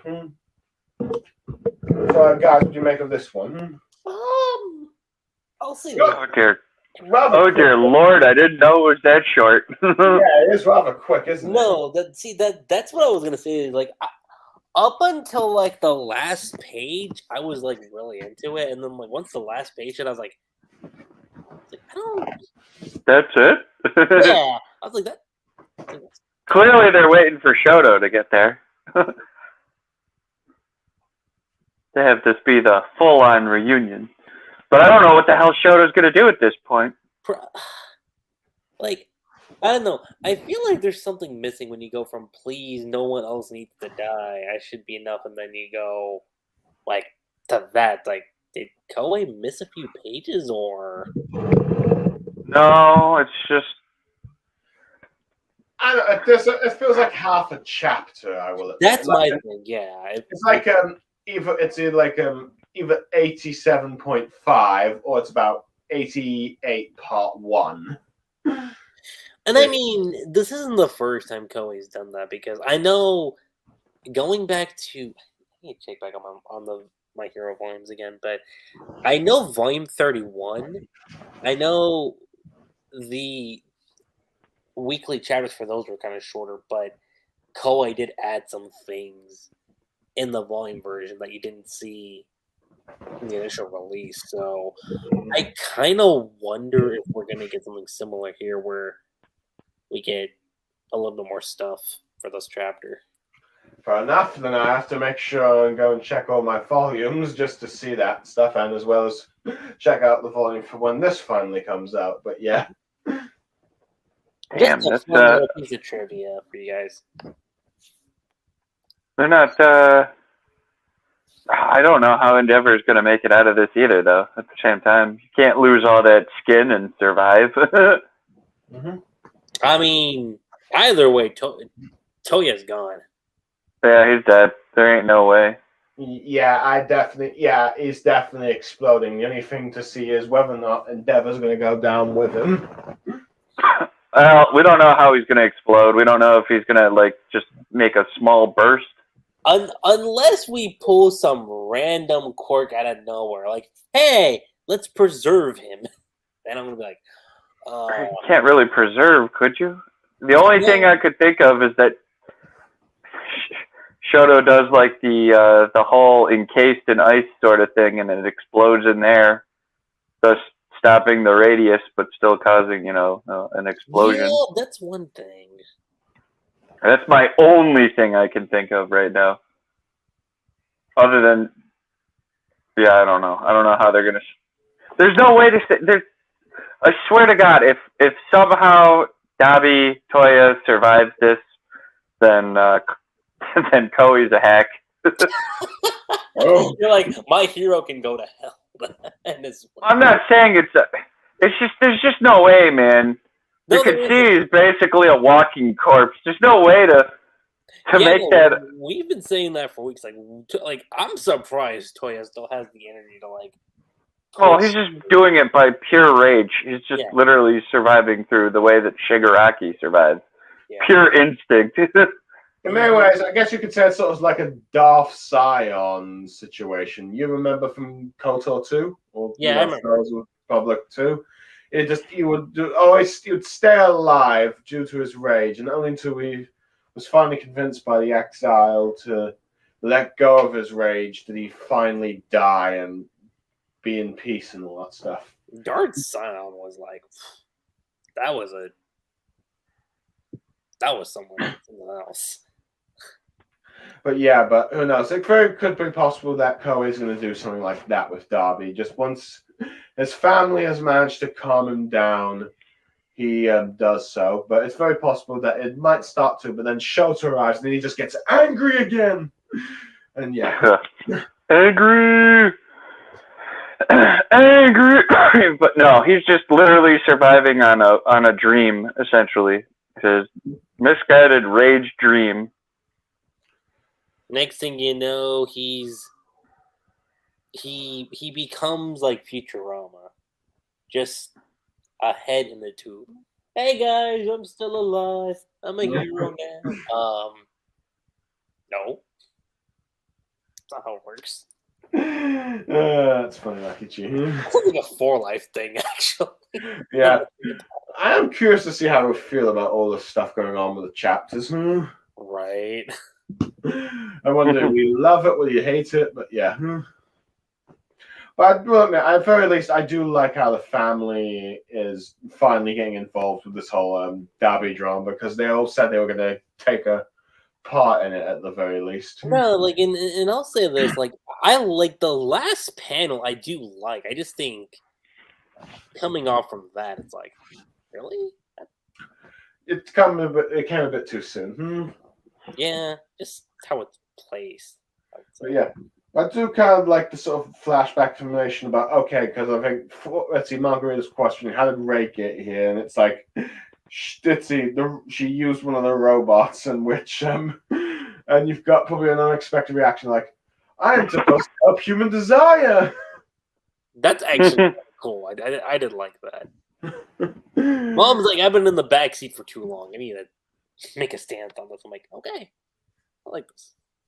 Mm-hmm. But yeah, other than that, I suppose I do like that you did get a little bit of Kendo taking out some of All for One's spies there. Not So that that mattered, but yeah, let's see. it's all kendo is good for these days. Mm-hmm. So okay, we at least got one action set piece for her, but yeah, even though it's small. Other than that, I do kind of like a sort of like you have like those support studies kids from the cultural festival there. So yeah, Koei's really bringing everyone into this Ritzy final arc, really. Yep. But I do like how they're using like them to help them gather like the elderly and vulnerable citizens. But yeah. But I do like how Ray is just like determined to like go to Darby and apologize. But I do like how with each successive member of the family lives, you have one of the other ones saying, "Stay, don't come near, stay where you are," or something. But yeah. But yeah. But yeah, but as a curiosity, you think Ray could possibly die as well, or you think she's gonna survive? You know what would be really bold? I don't think it's gonna happen. Old. The whole Todoroki family goes out in a blaze of glory. Including Shoto? Oh, Mm-hmm. Yeah, I don't. I don't see Koei doing that, but if he were to do that, like, could y'all nah. imagine? Someone's got to live from the Shoto family, other than Shoto. So Or maybe his sister. I think his sister would probably be the one I could. someone got to live. Shoto ain't going no Batman route where his family does. Mm-hmm. Well, I don't know. Good question. I do kind of like how you've kind of got like a sort of when Natsu's shouting like, "Listen to your brother, stop being an idiot," and all that stuff. If Endeavor does make it out of this, I'll be shocked about that because I don't think he's coming out of this. Yeah. And to be honest, I feel like that's probably the best way to handle the whole Endeavor situation, probably. But yeah, but that will probably be more for like perhaps a character discussion on Endeavor himself. But yeah. But that will be a stream for another time as we are just wrapping up this one and just doing our final thoughts. I mean, it would, in a sense, kind of complete the Sins of the Father arc in some way. Yeah. So we believe Natsu and Fumi at the very least are going to be alive after this time. I'm assuming Ray 50-50, I take it. I'd say it's like. Actually, I'll go higher. I'll say it's like a 75% chance she'll make it out of this. Yeah. So the parents die with the eldest son. Fair enough. No, I'm saying like I think it's gonna be Endeavor and Toya that don't make it out. Okay. Yeah. Which I think that was probably fair because after all, Endeavor does think about those family memories and family dreams and all that stuff where they seem to be happy without him there. Mm-hmm.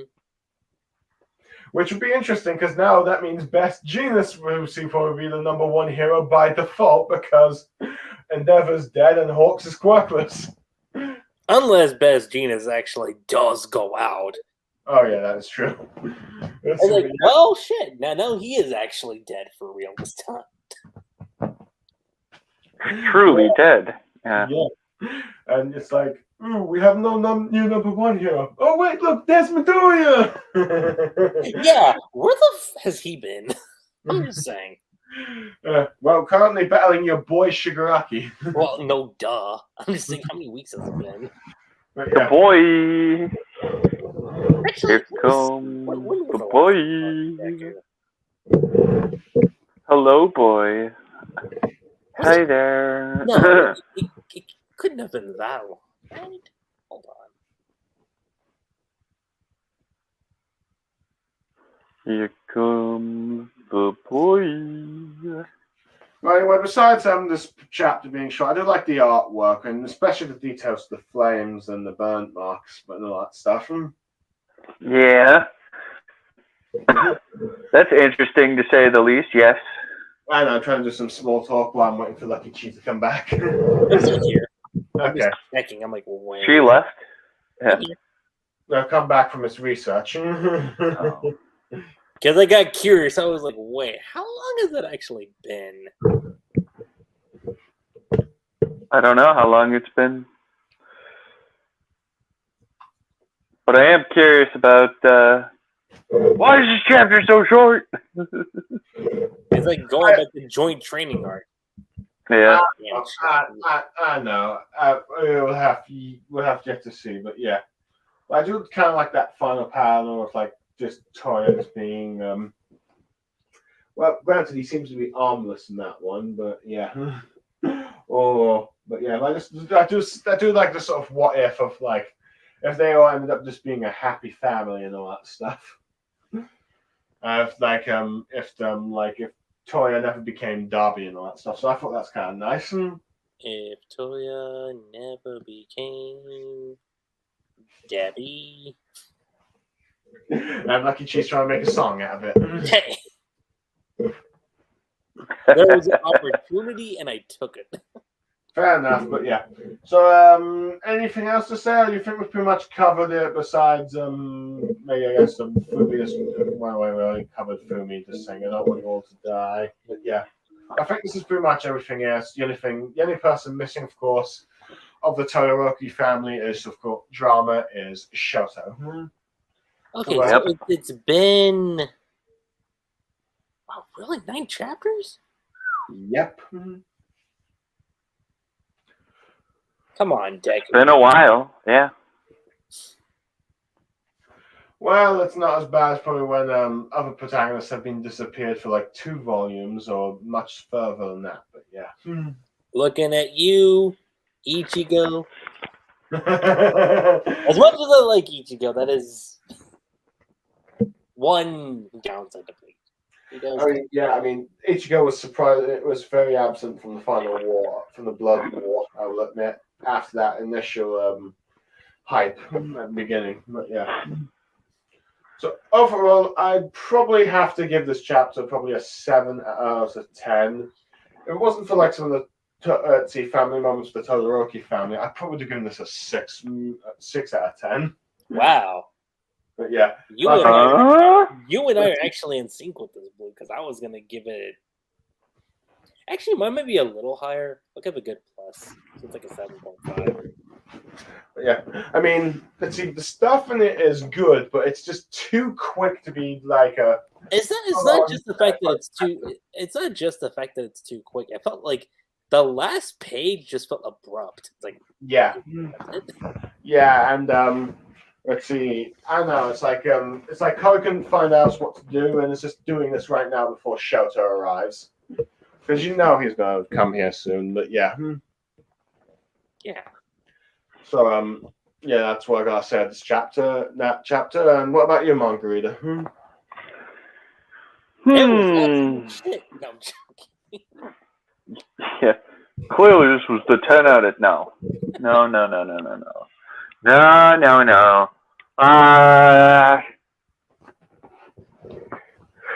I'll give it damn, what do I want to give this? I don't... This might actually be the lowest chapter rating I've probably given this stream. I don't think about it. It's not a bad chapter. No, I mean, obviously I don't know... I guess it's just surprising that it's only 11 pages, but... Yeah. I guess that's just Koei doing his Koei thing. Wasn't able to think of anything, so he's like, you know what? This is just what's gonna happen. He's talking to his editor. What do I should do? Just slap things together. Okay. It's amazing their skin is burning, but not their hair. How is their hair not burned off yet? What the hell? Well, it kind of looks like Endeavor's is starting to burn off. I thought about that, and I was like, how is their hair not burning now? I think hair burns faster than skin. But I don't want to give it a 6.5. Yeah. But I don't want to give it a 7. But I don't want to give it a 6. 6? I guess I'll settle on 7. It's not... I thought he was going to do like 7.5 or something, but okay. No, I'm going 7. Straight 7. Yeah. It's like I said, like it's not terrible. It's actually good, but I mean, we finally got the entire Todoroki family taking part like they said they would. minus Shoto. Yeah, minus Shoto. You got the mother apologizing. No, I'm not sure if she really needed to apologize. I mean, granted, there's been some debate on whether or not, let's see, if the family is feeling like they're taking their own sort of feeling guilty when they didn't need to because of the whole drama of Endeavor. But I do like Natsu finally saying that shouting stuff that he probably should have said years ago. But yeah. And of course that touching last panel of like just a young Toya like Epic Game Derby, stuff like that. I think that's what mostly worked for this chapter. And a brief explanation on how Ray got here with those robots, which I assume melted during the chapter. Yep. Yeah. So yeah. I completed my programming. Helped human desire. I know that's probably how it probably went out, but who knows? But yeah. But yeah, it's arguably probably one of the weakest chapters in My Hero we've probably reviewed in for a very long time. Yeah. Yeah. But yeah.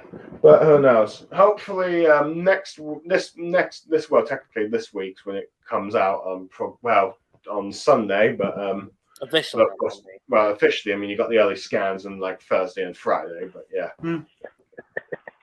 But of course, I like to always check with the officials, but yeah. But let's see. But hopefully with this family drama seemingly on its final climax, we're going to probably see one last hurrah for possibly Shoto and the rest, and we'll see what happens. But yeah, but for now, let's see. Mangareader Lucky, thank you for joining me to do the stream of this chapters. Hopefully this will be the last time we do 4 chapter reviews and just be the standard 2 or 3. Maybe a 1. I can't wait to join you when it's 10 chapters. No, we are not going that far. Okay, let's see. Unless we're doing reviewing a volume of a mini series, which I'm hoping to do so with you on this weekend. If you remember what I'm referring to. Technically, it's kind of stupid. That's 2 volumes, but yeah, I know what you mean. Yeah. But yeah, let's see.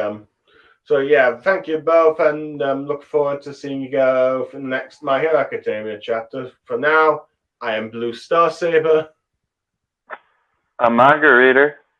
I'm Lucky G7. And if you don't have any more final thoughts, we are now ready to sign off. Do you? You're my final thought, Blue. You're my final thought. What he said. Well, let's see. With that said, now let's see. For those who end up listening, I hope you enjoyed what we had to say. Thank you, everyone. Goodbye. Plus Ultra. Plus Ultra. And with that, we are done. No, we're not.